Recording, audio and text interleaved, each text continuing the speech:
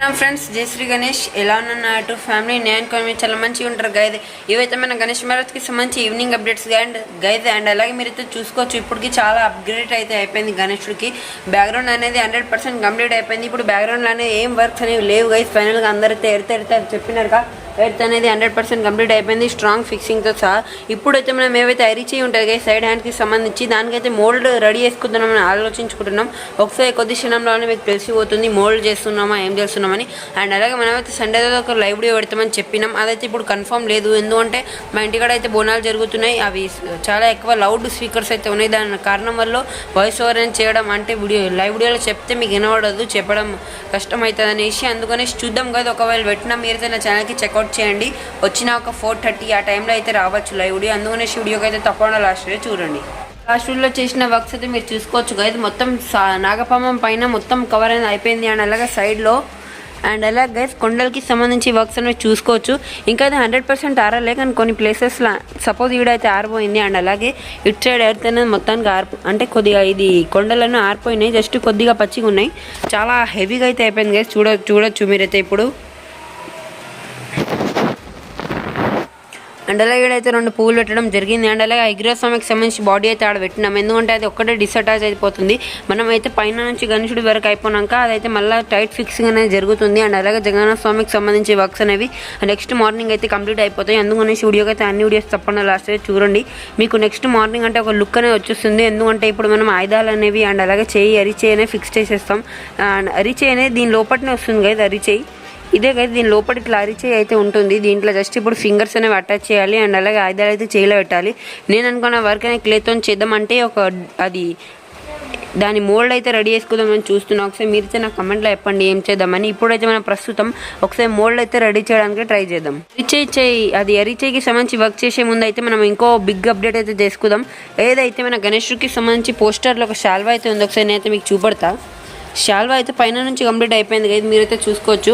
కానీ కింద భాగం అనేది కంప్లీట్ కాలే. ఇప్పుడైతే మనం ఏదైతే జేవైర్ ఉంది దాంతో అనేది కింది భాగం అనేది ఈ విధంగా అయితే రెడీ చేసుకుంటాం. దాని తర్వాత దానికి ఫిక్సింగ్ చేయడానికి 2 జేవైర్ ఈడ ఉన్నాయి. అండ్ అలాగే ఈడబెట్ట ఉంది.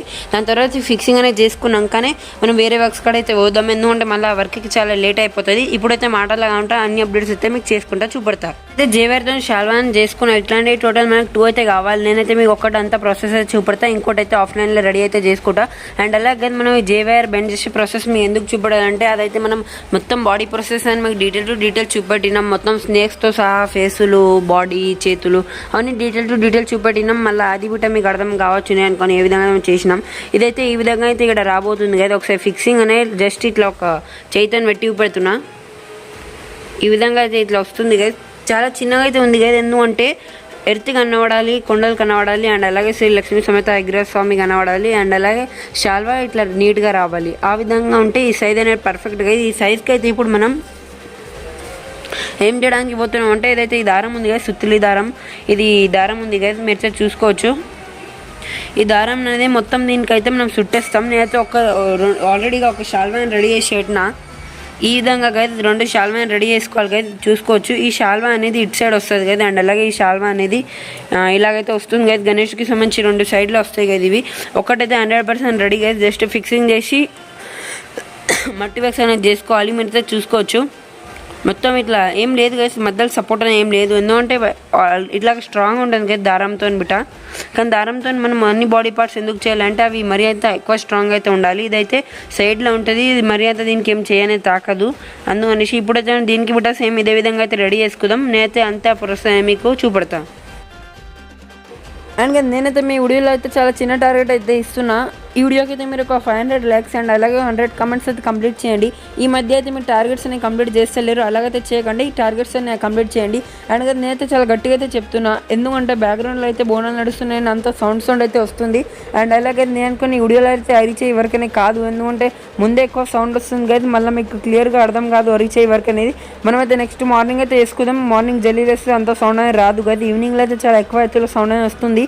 అండ్ అలాగే మీ అందరికైతే తెలిసి ఉంటుంది. ఇంకా మట్టి వర్క్ ఇంకా కొన్ని రోజులు. సో అదే విధంగా అయితే మీరు చూసినారు కా గణేష్కి సంబంధించి శాల్వా వర్క్స్ అనేవి అయిపోయినాయి.